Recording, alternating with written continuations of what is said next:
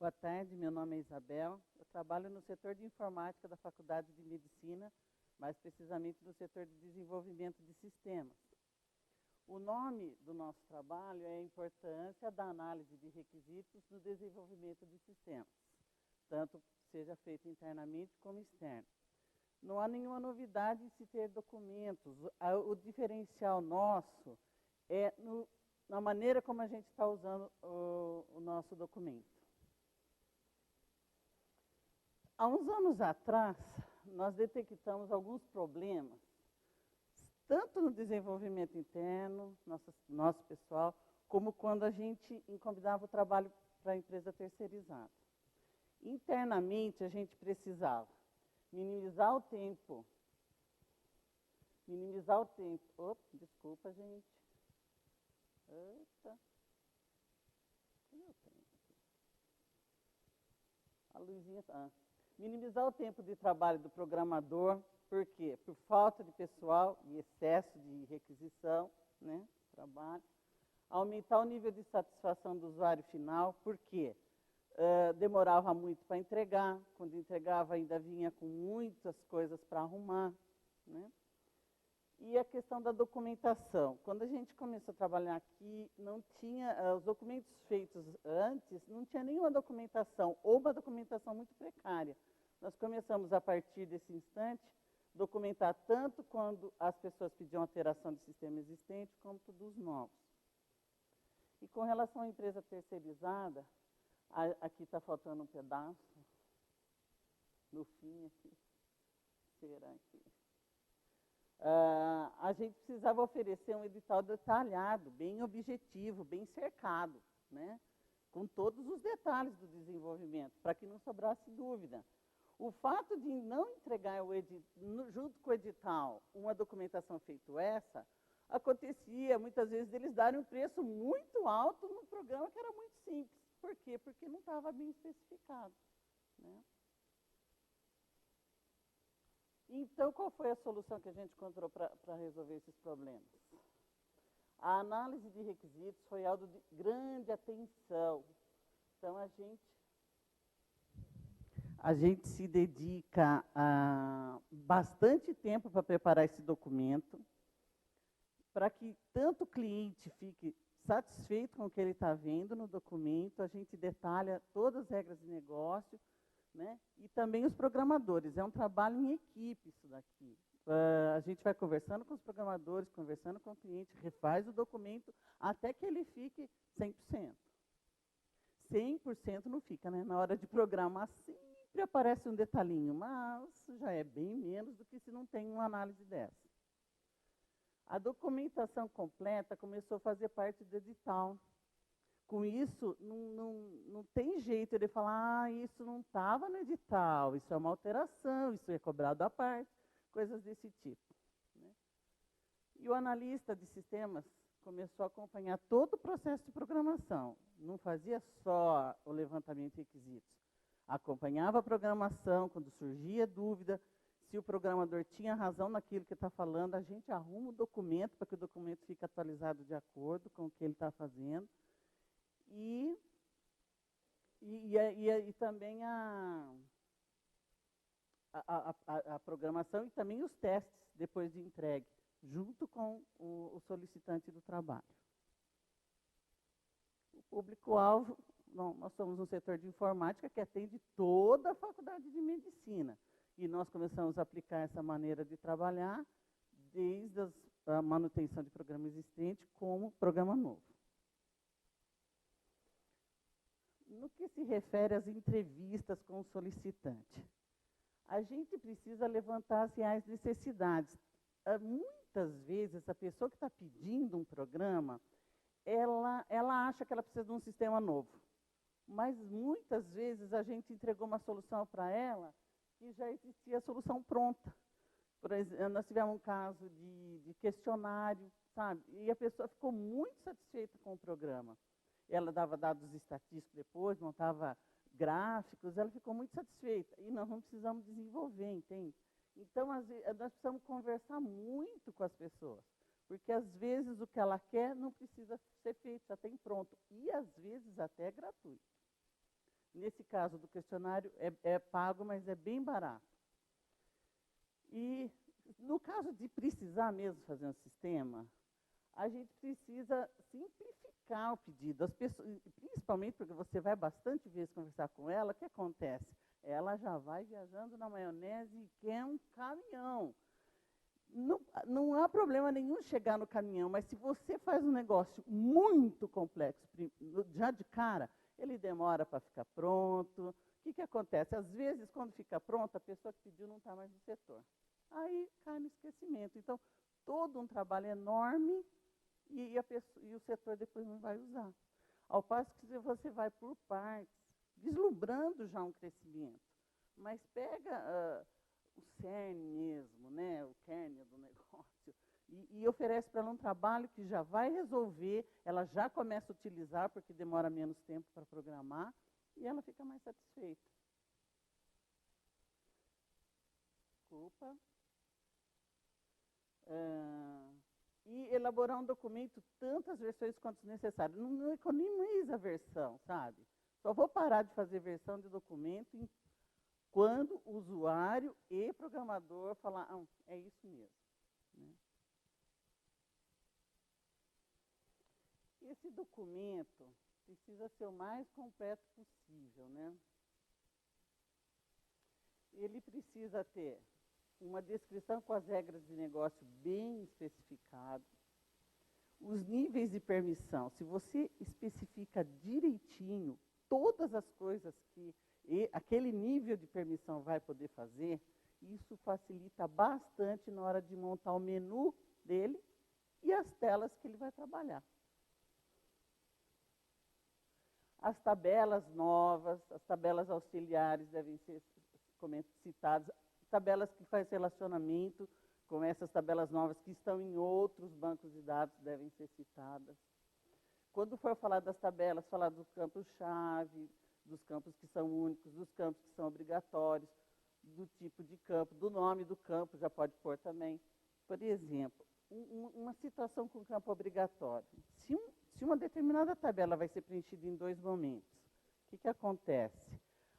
O primeiro momento, que seria um pré-cadastro, e nós temos um caso de um programa que a gente está fazendo aqui que é assim, os campos que são obrigatórios para esse pré já é campo obrigatório na tabela mesmo, no próprio banco. Agora, os campos que são obrigatórios para os segundos tem que ser feito via programação. Né? Então, se o programador já vê isso daqui, ele já sabe o que vai na tabela, o que é na programação.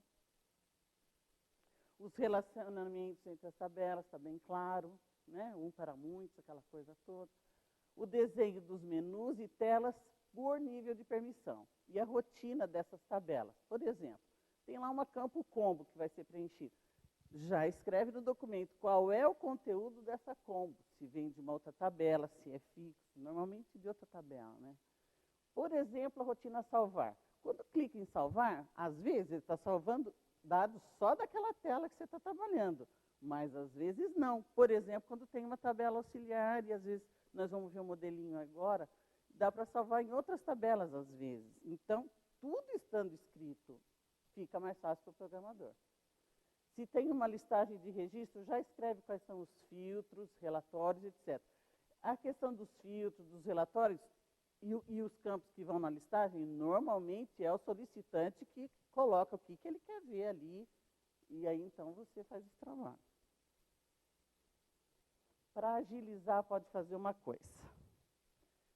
Se for possível, o analista já pega as tabelas, depois de pronto, a ideia original, pelo menos, você, depois de pronto, você já pega e já monta as tabelas no banco de dados já. Depois exporta para o programador. É meio caminho andado para ele. E mais, se você tem lá um editor HTML, já pode montar as telas web. Você dá um print nessa tela, põe no documento, o que acontece? O seu solicitante vê no documento a tela como vai ficar depois de pronto. Isso anima pra caramba e ele pode olhar a tela e falar assim, não está bem do jeito que eu acho que fica fácil para mim.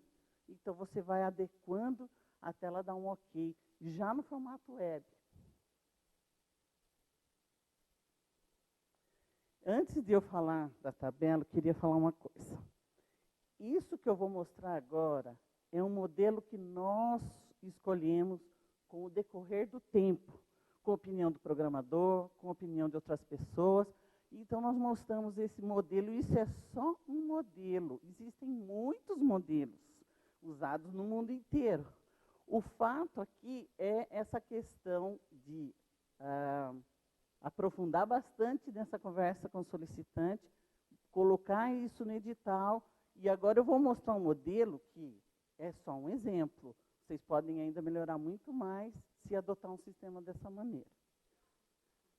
Aqui, então, eu estava falando, né, colocar todos os detalhes da tabela, o que é obrigatório, o que é único, você pode fazer outra nomenclatura também, né? Então, aqui já tem os nomes dos campos, você também pode fazer uma regra para nome de campo, primeira maiúscula, aquela coisa, quando é a primeira, 2 nomes, a segunda maiúscula, enfim, vocês podem bolar um esquema. Já tem qual é o tipo dele, qual é o tamanho do campo, já vai tudo, entendeu? De acordo com o que você conversou com o solicitante. Aqui um exemplo de relacionamento de tabelas, dá para o programador ver o um para muitos, etc. Agora nós vamos ver uma telinha. Essa tela, ela é uma tela só e nela faz tudo, né? O cadastro novo, faz alteração, faz consulta, muda o status do registro.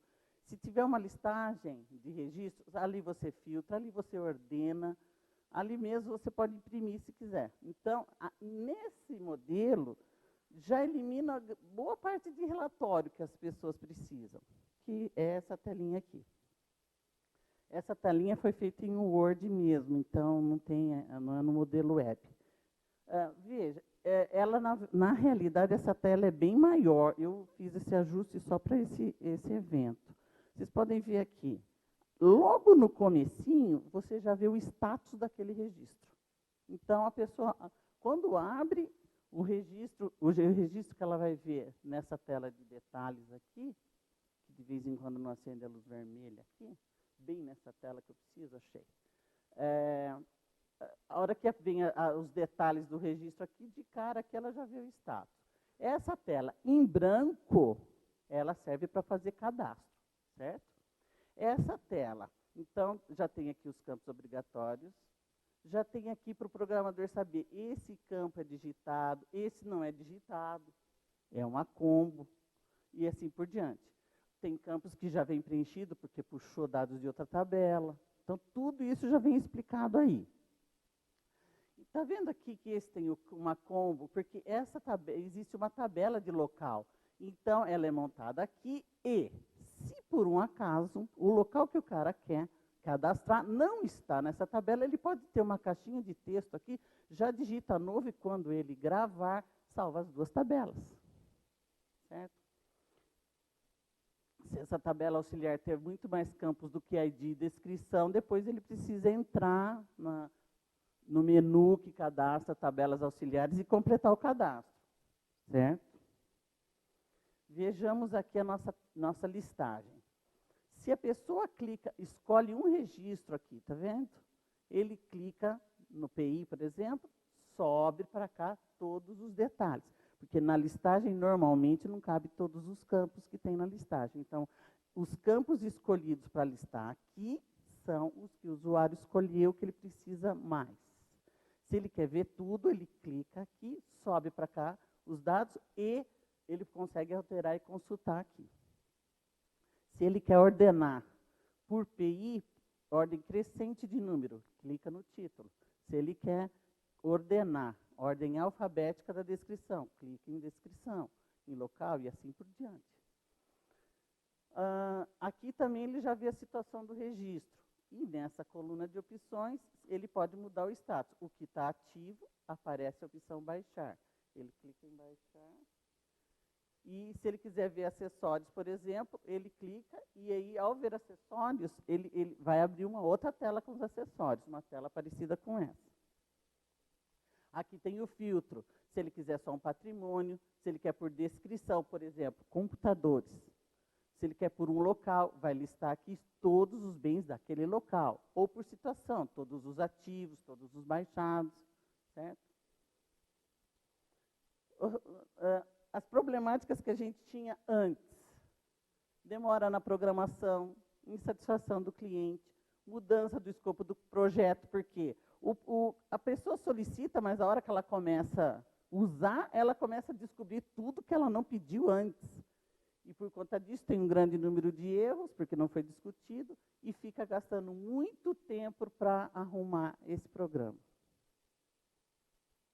Após a implementação, a gente observou que o trabalho de programação é mais preciso, mais rápido, tem excelência no trabalho oferecido, e a gente tem ganho de tempo e redução de custos, tanto na manutenção como no desenvolvimento de novos. E nos casos de empresa terceirizada, o que acontece? A comunicação fica bem melhor, né? Não tem nenhuma ideia subjetiva, olha, eu acho que isso não estava lá, então eu acho, não tem acho. Né? A comunicação fica objetiva, porque os requisitos estão completos no edital. E a gente conclui também aqui como resultado que esse modelo pode ser aplicado em qualquer unidade da Unicamp e também pode, claro, ter o seu próprio modelo de documentação. Ainda dentro de resultados, a gente percebeu o seguinte, a gente teve muito reconhecimento, avaliação positiva dos professores, dos funcionários, que eram dos setores envolvidos no trabalho, e até das empresas contratadas. Chegamos a receber elogio assim, nunca tivemos um edital tão bem montado quanto esse, devido a essa documentação. Isso ajuda até baratear, inclusive. Conclusão. A documentação dos requisitos, antes da fase de programação, ela realmente proporciona muitos benefícios. O que acontece é que essa fase do projeto ela é ignorada por grande parte dos profissionais de TI. Por quê? Por conta da pressa. Né? E tem pouca gente, precisa fazer logo, todo mundo quer um negócio rápido. O problema é que economizar tempo na análise de requisitos não gera nenhum ganho de tempo no fim das contas. Né? Então, esses são o pessoal do meu setor que participou desse projeto.